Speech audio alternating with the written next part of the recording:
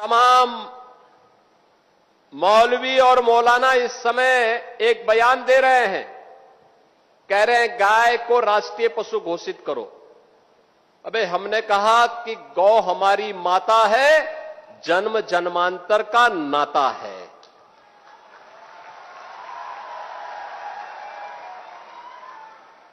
क्या मां और पुत्र के बीच में कुछ घोषित करने की आवश्यकता पड़ती है क्या? क्या किसी पुत्र को बताने की आवश्यकता पड़ती है कि तुम्हारी मां है, इसका सम्मान करो? ये हमारे संस्कार हैं।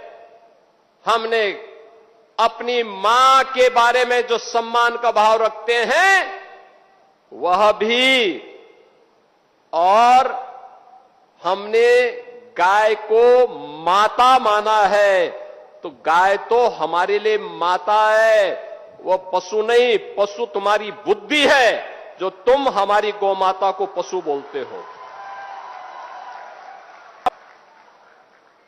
तुम्हारी सोच पशुवत है जो तुम गौ माता को पशु बोल रहे हो, और तुम्हारा ये दोगलापन है कि जो एक और गौकसी को प्रश्रय देते हो।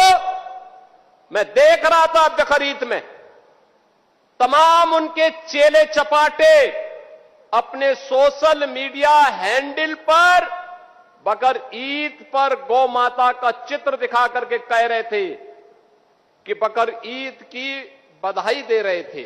लेकिन मैं उनको बोलना चाहता हूं, यूपी में गौ हत्या का मतलब जान रहे हो ना क्या होगा?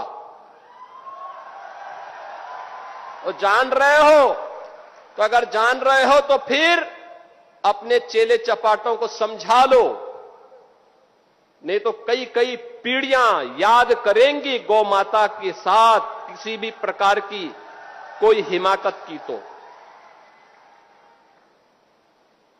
मैं पूछना चाहता हूं,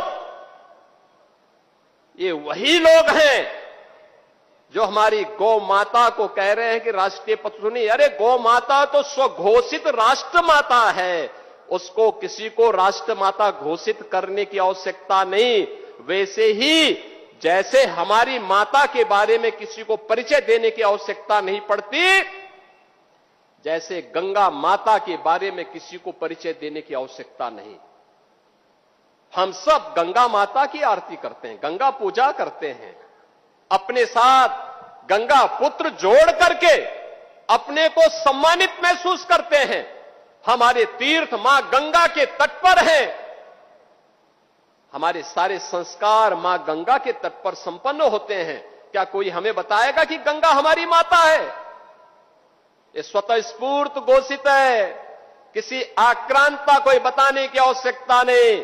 ये हमारे संस्कार हैं। हमने गौ को माता माना है, हमने गंगा को माता माना है,